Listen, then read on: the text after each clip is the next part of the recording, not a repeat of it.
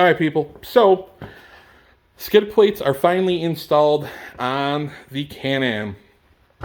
As far as for time, got 7.5 hours into the job to get installed, which I don't think is that bad. The dealer said it would take about 4 hours to do, and that was with an actual ATV lift, hoists that they actually used to lift it, and 2 guys that know what the fuck they're doing working on it. Now, my brother and I never did a skid plate install, especially on a Can-Am. Prior to me getting the Can-Am, we ride Arctic Cats, and you've already seen my brother and I have the same Arctic Cat, and are familiar with doing work on the Arctic Cats. So, it was an experience. I did ask if we needed any special tools. They said no, you just need about a case of beer and a day to invest in the garage. Well, I highly recommend, if you want to kill that case of beer during the install of the skid plates, wait until after you get the skid plates installed, because it's not going to work out if you're absolutely thundercocked and trying to manipulate your hands into spaces that weren't meant for an adult's hand, trying to get a bolt on the back of the torque screw, and that's what it is. But anyway, I'll show the front end here. You've got the front diff and winch plate, the A-arm plates, and you'll notice that black piece there, which is polymer, and it's got the 2 black rivets in it. Same on this side, minus a just normal aluminum rivet and the black colored rivet from Can-Am. And I'll get to why that's a different rivet than that piece here in a moment. I've tried doing this video and I've gone like 15 minutes, and there's no reason for a 15-minute video on this. And then you've got your foot peg plates, and that wraps up to protect anything from bouncing and cracking the inside of your wheel well. And then you can see the belly plate back to the rear plate. Very nice. And then same goes back here. You've got the polymer extension on the rear A-arm / sway bar plate, and then the same for the rear diff. So that's your rear diff plate, and that is 2-piece. This isn't really a pain in the ass. You just got to take off the receiver first, mount that up. But to do the A-arm and sway bar plates, highly recommend. Hopefully you have an ATV lift to get it up underneath after you got the diff plate on. Jack it up, take the rear tires off. It's going to make your life a hell of a lot easier to do that job. So all is said and done, $810 for a full aluminum skid plate kit, which is OEM, BRP, Can-Am plates. It's not aftermarket, from a different aftermarket company. And you can see it's right there. Can-Am is stamped on the skid plates. But I've got a couple issues with how Can-Am does shit.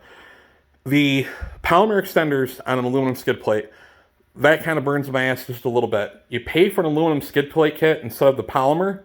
That extension piece should be stamped out in aluminum as well. Why it's polymer, I have no idea. It's kind of fucking stupid if you ask me. As far as for the rivets, if you're going to have it be riveted, that's fine and dandy. Riveting sucks balls as it is, let alone having to fucking do it, what, 2, 4, 6, 8, 10, 12 fucking times. And then on top of that, the hole in the black polymer extension piece for the skid plate is not the same diameter as the aluminum skid plate. Thus, your rivets that you include with the kit don't fucking work because the hole in the extension is too big. So how did we solve that? As you can see, there's washers behind the rivets. This is the first side that we tried doing. And as you can see, it's got the washers. Well, the washers take up the gap for the tolerances and the hole on the polymer being too large. So it actually works, and we even tried pulling them off because I wasn't going to do the install and have it end up getting hit by something and then fall off and get stuck or tear a fucking boot or something else. And those aren't going anywhere. So what we are going to do, if in the case that one of those end up getting broke off or falls off or comes loose, we're going to use that as a template to cut out of aluminum, and we'll do that right in the garage. My brother has the tools to do that, and we'll just make aluminum ones and then rivet them back on. You may ask, well, why the fuck didn't you just do that since you don't like the polymer on your aluminum skid plates? I'm not at that time yet. I wanted to get these installed to where I could actually get this unit up to the property and start running it.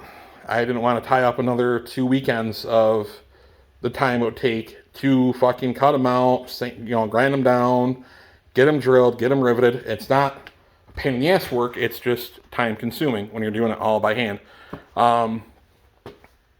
So it is what it is. So we will see. And I figured as long as I was going to be kind of giving my 2 cents on the kit, why would I do anything outside of what's included in the kit? I'll run it as Can-Am provides it. And if it's weak and it breaks or something happens, well, then I'll address it. And more than likely, we'll probably write to Can-Am or give them a call. Second gripe that I have with Can-Am is the rear receiver.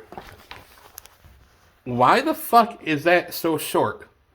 Why do you sell an $81 bar that's shorter than just a normal fucking hitch? What do I mean by that? Well, this is the hitch out of my truck. With my Arctic Hat, I can put that into the hitch. Nowhere near the rear receiver, and the holes line up. As you can see, there's about a good 2.5 inches from where that hole is to the hole on the receiver. And if I took that pin out, that would push straight through and hit the rear diff. So instead of paying the $81, I'll just go buy another hitch, measure it, mark up the holes with a paint marker, put it on the bandsaw, grind it, paint it, draw each side, and make my own hitch for a really short ass receiver. I don't understand that. That kind of burns my ass the wrong way. But anyways, that is what she looks like with the skid plates on.